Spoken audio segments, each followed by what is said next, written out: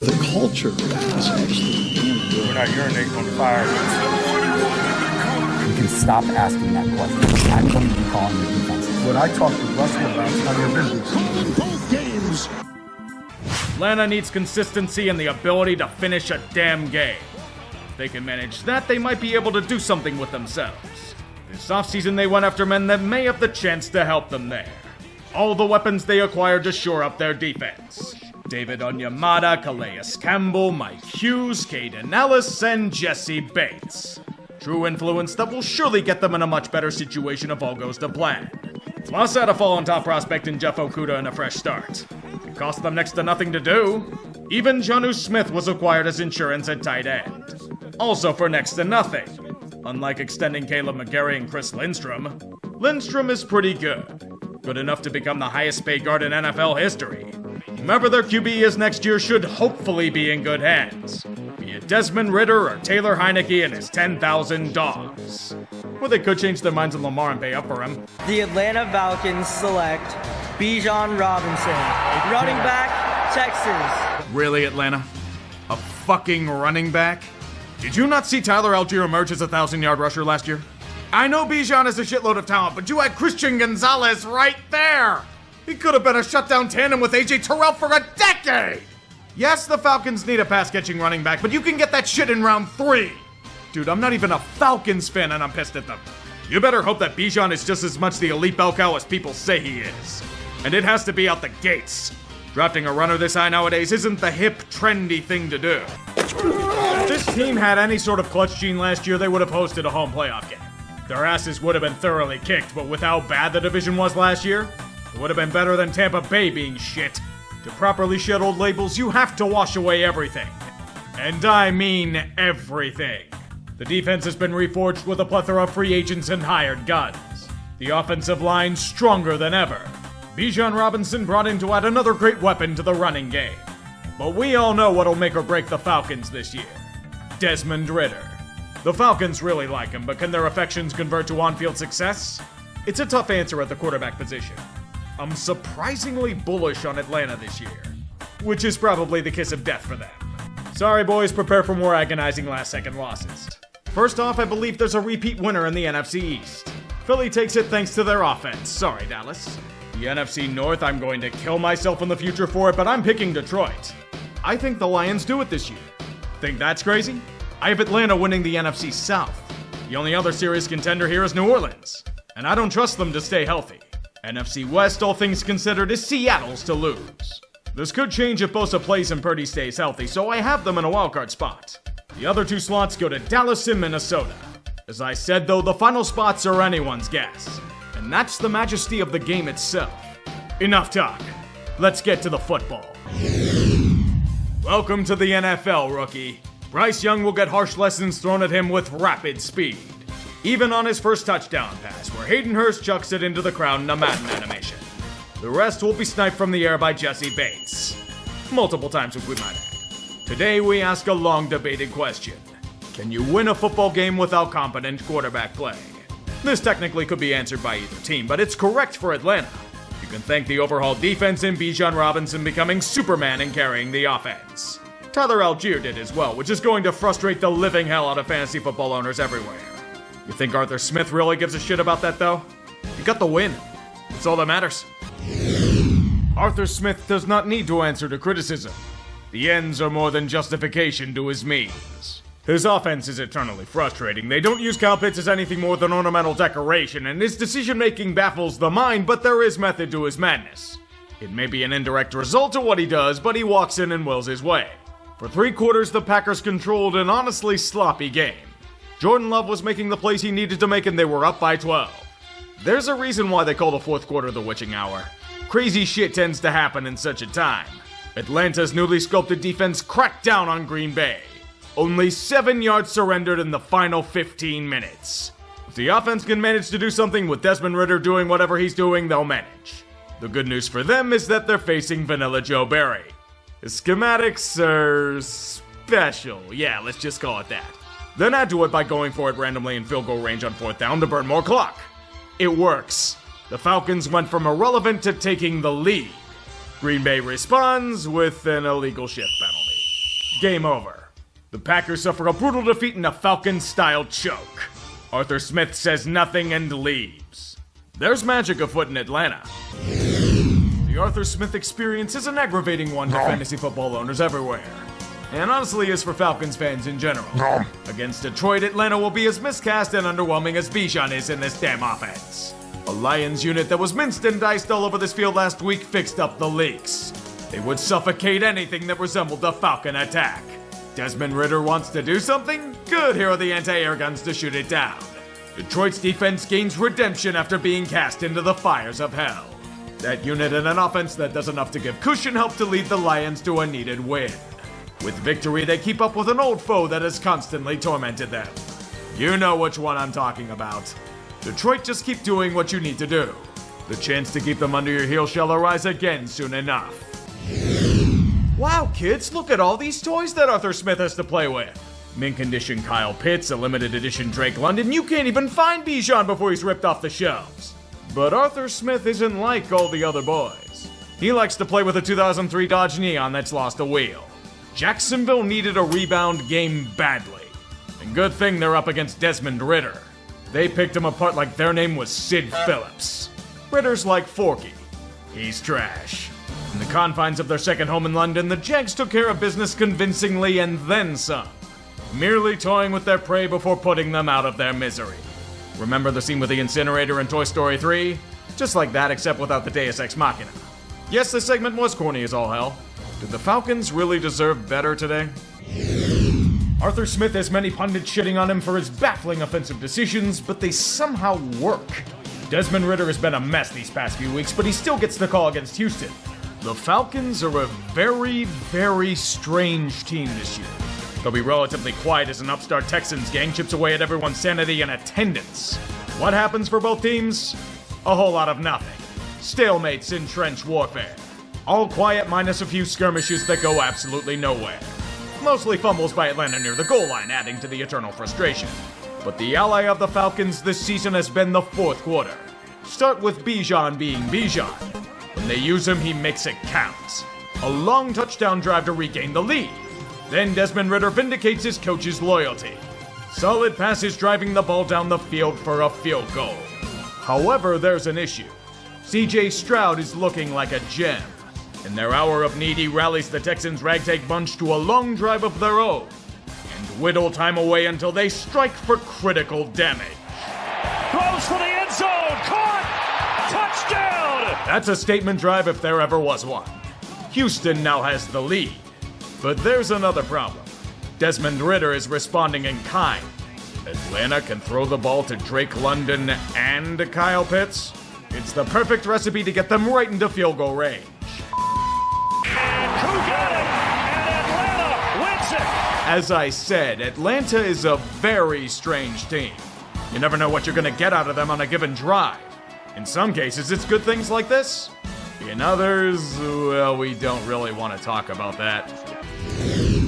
Future scholars of this game will try to analyze and dissect the Falcons' offense. They will fail to understand anything that they tried or attempted to do. They'll scour through different scrolls and all 22s and come to the same consensus. No one knows what the hell they're doing. Those answers are only known to Arthur Smith. And even then, I personally believe the logic is a monkey banging cymbals. Why he sticks with Desmond Ridder despite him being shit, I don't know. All I know is that Washington, led by Faker Mayfield himself, has pushed the commies to collectivize the lead for their own game. They lead by 14 just after halftime, but knowing Washington, they can't seal the deal thanks to Atlanta's defense being sneakily good. The frustrations of watching the Falcons are on full display. Pure idiocy abound. A touchdown after an impressive and lengthy drive puts them within one score. Yet Arthur Smith decides to go for two. Dude, why do you keep doing this to yourself? Take two. The Atlanta Falcons are once again driving down the length of the field. Desmond Ridder eats a sack, but they get insanely lucky because no one can touch the quarterback. Getting to the goal line in response is good enough. Ridder needs to reinforce to the world that he's ass. What the fuck was that, dude? Seriously? Oh, no. In fact, let's do it again! Another drive, another failed 4 and out at the hands of Desmond fucking Ridder. If only they had someone else on the bench that they could use. I don't know if anyone, though. We have one more fuck up to move to. Last chance, and Washington's willing to hand them big yardage. Atlanta's also willing to hand them the game. Ritter on the slant, intercepted! God, Desmond Ritter is such fucking shit. He's such shit that farmers are using him to revitalize their soil. At least I'll have some use doing that instead of giving away games left and right. I had this team winning the division? Fucking hell, put in Heineke already. Get a real head coach while you're at it. Rooting for Atlanta is the equivalent of getting as close as you can get with the girl of your dreams. You're about to have a passionate makeout session with her, but it's a distraction to be hit repeatedly in the groin. They're one or two things away from being a real contender, yet they never ever make it easy on themselves. Incredible talents littered throughout the roster, but like Bijan, they never use them. At least they gave us an excuse this week saying he had an illness. So why wasn't he on the injury report? Consider this the opening salvo to a comedy of errors. It wasn't even who wanted to lose the game, it was more a race where both teams kept landing face first on explosives. Desmond Ritter has no soul. Fumbles in the red zone, fantastic. Tampa doesn't want to be left out in the cold, so why not counter with a horrific fumble of their own deep in Bucs territory? Atlanta is just so kind, though. They'll get it to the 1 yard line and then castrate themselves. Why do you keep doing this, Ritter? Every fucking time. Atlanta's defense is at least balling, so they're somehow still alive. They make the wise decision to not reach the red zone. And Young Wei Koo is at least not going to fumble everything away. But you know who does? The rest of the Falcons offense. Long-ass drive, dicing the Bucs down the field, and then Desmond Ritter. Why the fuck did you slow down, dude? Please stop. I'm tired. They're so incompetent that they are literally on their knees begging Tampa to take this game. Please, please win it. We need to be poverty. Sadly, the Falcons' defense did not receive transmission. They're still balling. And after endless Herculean efforts, they stopped Tampa from doing much of anything besides tie the game. Simple advice, do not go in the red zone again, Falcons. It will be nothing but pain. Let Young Wei Koo bail you out.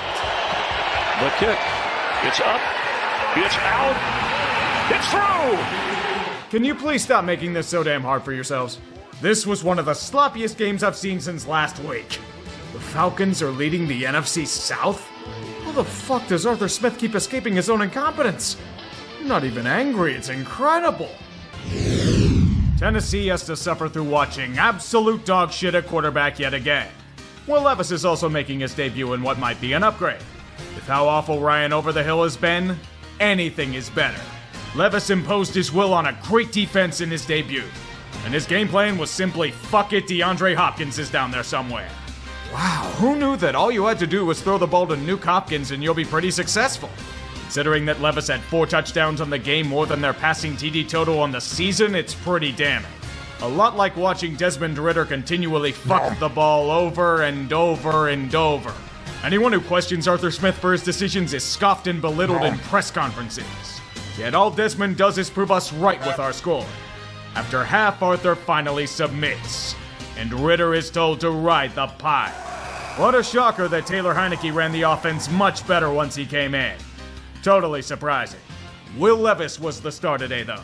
He's earned himself another chance, and this win may have salvaged their season in the worst way. Good tribute to the Oiler Blues, even if it feels absolutely haram to do up in Nashville. Minnesota is in hell. And not the standard hell, but a special one created by a vengeful god. Losing Kirk Cousins for the year has put them in a tight spot.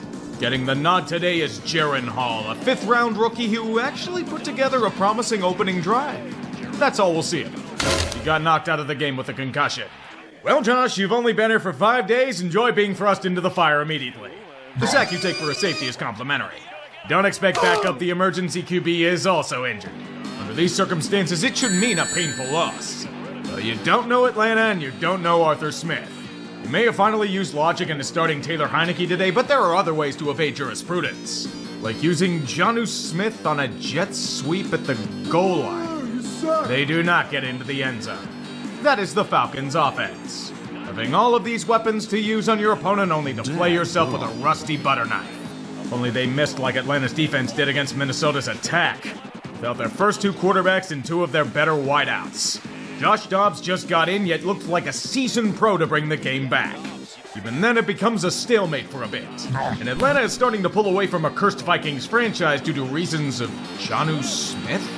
But if there's anything the Falcons are good for this year, it's getting in their own damn way. Give the ball to Bijan, we said. He barely gets the rock as it is. With this fumble, he probably won't see action for weeks. Dobby punishes those that doubt him to tie the game up at 21. Next drive, Atlanta continues the choke with an awful pass by Heineke. Why do you keep doing this to me, Falcons? The agony must continue, though. Minnesota's forced to kick a field goal. Things are quiet until Taylor Heineke unleashes what he's known for. His 10,000 dogs willing the football down the field.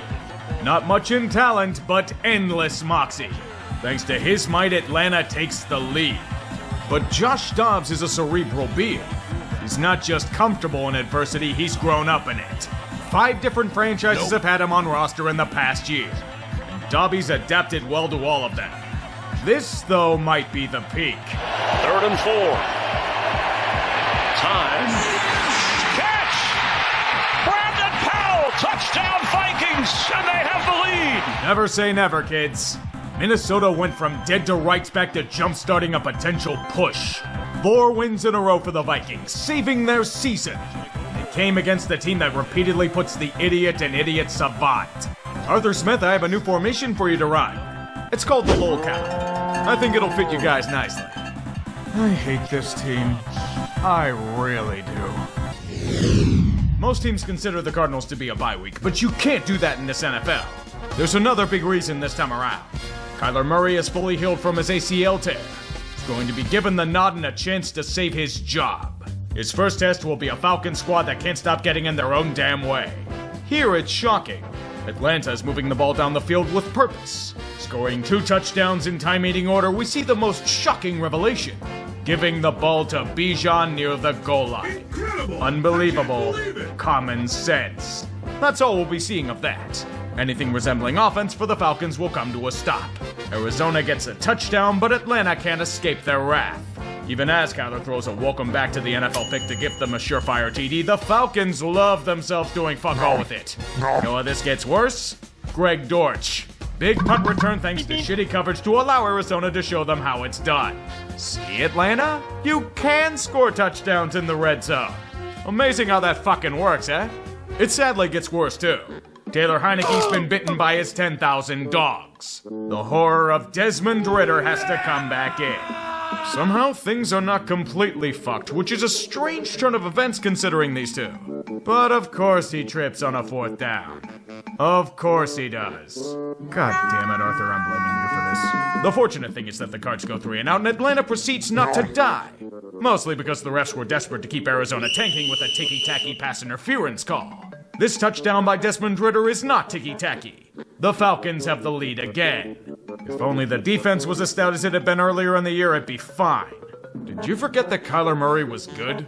A lot of people did, to be fair, but he's near single-handedly carried the franchise to a win here today. Well done, Kyler. You're ruining the tank. From 50 plus, a chip shot to win it. Good snap, and the kick is good. And the Arizona Cardinals have won it here in Week 10. The next time America's Most Wanted comes on, I better see Arthur Smith's mugshot. His mismanagement of this franchise is criminal. He is an enemy of freedom, and his reign of terror must end in order for peace to be restored. A tyrant persecuting anything resembling football. If there's any sanity, he'll be cast back to FedEx where he belongs. Pathetic. The dream is dead. Desmond Ridder is back in the saddle to be shit at quarterback for Atlanta. God has forsaken us all. Watching such unbelievably terrible offense from both sides would be one thing, but then you realize that this game is for the NFC South Division lead. One of these teams will probably be getting crushed by Dallas at home in the wildcard round. If the Cowboys sit at home licking their chops, this game simply turns into who wants to lose the game more. Atlanta tries their damnedest, but New Orleans? Good lord. Hate something as much as the Saints hate play inside the 20. They had 5 red zone opportunities in this contest, and only came out of them with 9 points? How can you be this continuously awful at executing anything besides yourself? Desmond Ridder's out here throwing dimes to your secondary, yet Derek Carr's trying to get his receivers killed? Horrible penalties killing momentum? Almost 450 yards of offense? Doesn't matter, we need to get the ball to Taysom Hill every chance we can. Arthur Smith is the greatest escape artist of his own contraptions. Oh my god, you realize that Bijan is really goddamn good and you spent a top 10 pick on him? It's almost as if you're trying to win the game or something. This said a hell of a lot more about New Orleans, but the Falcons do get first place in the NFC South, with the sub 500 record.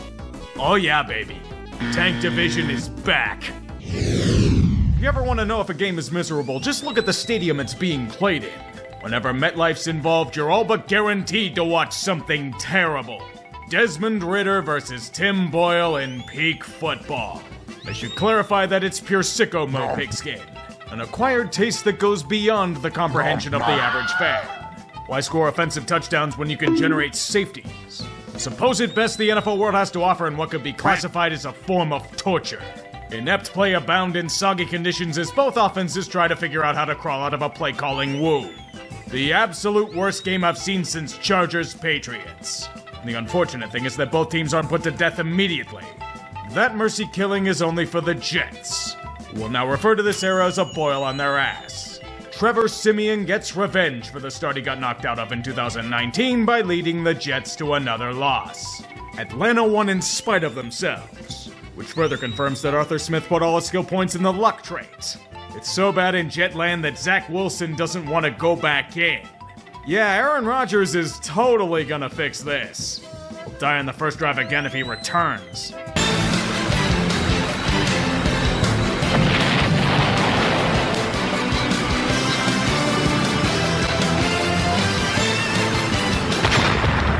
Winner of this game will hold superiority over Tank Division. This is one of the most damning testaments to how painful the NFL has become. An actual division of an elite American league will be held by its version of an old lion or the scarecrow from The Wizard of Oz. If only Atlanta had a brain. Passable quarterback play, proper scheming. What the hell is that? Easy touchdown for Tampa, but remember this is Atlanta. What do you mean they actually threw the ball to Kyle Pitts? Yep, that's it, someone's getting killed in the locker room. Both teams want to lose. Tampa Bay's out here tossing the ball 5 yards behind the damn line of scrimmage on a 4th and short. But Atlanta can't do anything with it. So they can just rely on Younghoe Koo. Or not. Good offense? Do you expect that from an Arthur Smith team? His game plan involves a damn monkey banging cymbals, as Younghoe Koo somehow blew another kick. Oh no, you can't get bailed out by talent again. Poor Arthur. Given enough time and the Falcons defense finally breaks. Rashad White and a long touchdown to give Tampa a 2-score lead. But that's not enough for Atlanta. They have to give the home crowd more false hope that perhaps they can win it again. Arthur Smith can escape his own incompetence because he actually used Bijan on a drive. The Buccaneers managed to move into field goal range, but not much more. And it's now a 5-point deficit for Atlanta. Cue the Bucs secondary turning into Swiss cheese. Todd Bowles isn't much better than Arthur, you know. Desmond Ridder does something somehow, and they get a touchdown. Life cannot end. I want to be free. Bad news for the Falcons fans in attendance. Do you know what Baker Mayfield does best? Pull up his big boy pants and lead a clutch touchdown drive. It's almost routine. 35 seconds. Mayfield to the end zone. It is caught. Touchdown. The Bucs are going to win. This is the most hilarious outcome imaginable. Atlanta should have, at minimum, a 3-game lead on this division, but Arthur Smith is an idiot savant. Heavy emphasis on idiot. Tampa Bay, who had lost 6 of 7 before last week, now leads a living testament to relegation. Wow. This is Tank Division. This is art. Embrace the shit show.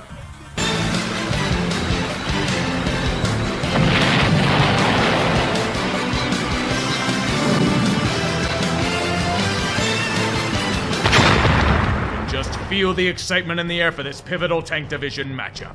Tickets available for less than a Subway sandwich, and still the fans are socially distancing themselves from the stadium. Pouring rain, 2 shitty football teams, one led by the new age Dan Snyder. They should have honestly been paying people to come to this shit. There's nothing that makes my depraved heart swoon more than endless punting. It was entering true greatness. Until the Falcons ruined it with a long touchdown drive. This organization fucks up everything, and I hate it with every fiber of my being. It's only 7-3, but the Panthers are so useless that it feels like 28-3. If this were any other team, this game would long be over. But you forget that this is Atlanta, their QB is garbage, and their head coach probably has an intellectual disability. Implosions are to be expected. Oops, Bijan fumbled the football. That means Arthur's taking away his ball-carrying privileges. Carolina can't do much of anything with it, but they do kick a field goal. Now, all Atlanta has to do is keep the ball safe as they move down the field, and the game is all but won. Do you seriously expect the Panthers to score a touchdown? You underestimate Desmond Ritter's ability to be shit. Here comes Ritter. He was just able to get away from the pressure, but he throws a pick. Taken away by Xavier Woods. Taylor Heineke's got his flaws, but he sure as hell wasn't throwing that kind of puke. Using your best weapons on offense? Preparing for the elements? What are you, crazy? The defense is simply going to buckle and fall to shit on some of the most obvious ducks that Bryce Young can throw in these miserable conditions. Carolina's in field goal range. The Falcons are choking again. Jesus Christ, don't just fire Arthur Smith, throw him in the ocean with concrete shoes. We'll try to boot the Panthers to a win and deliver a huge blow to the playoff hopes of the Falcons and give Chris Tabor his first win as an NFL head coach, and he's done it.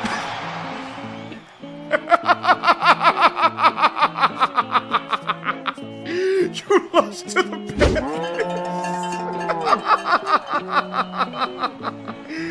This team fucking sucks. I had them winning the division. What the fuck is wrong with me? This team couldn't even beat a 2-year-old in a game of Connect 4. What the fuck is going on? Jesus Christ. Speaking of the AFC South, the Colts crashed down to reality hard this week. To be fair, they've been playing way over their heads this season, and I commend the hell out of them for it. However, in Georgia, Indy just fell flat on their faces. It's typical Falcons football.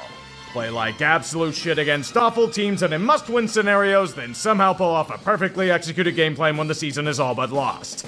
Finally, Arthur Smith uses logic and benches the absolutely shitty quarterback for a less shitty one. It's like we've been screaming for months.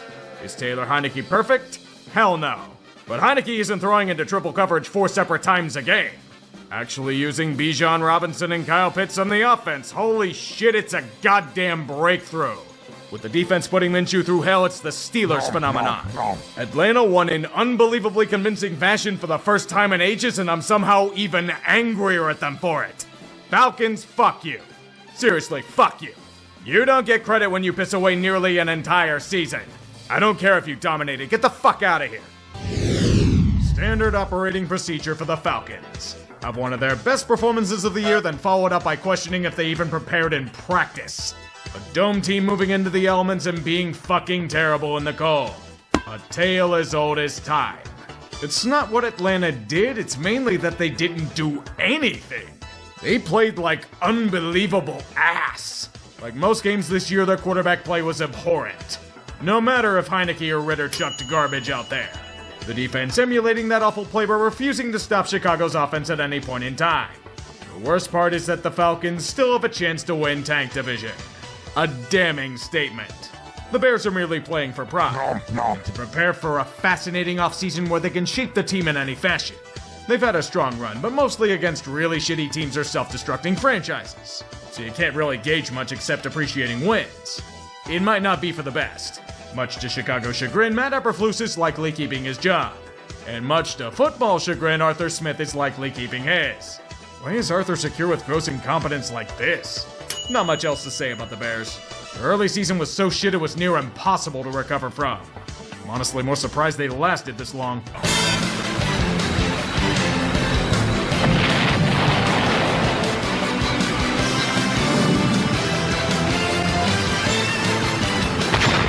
The New Orleans Saints special.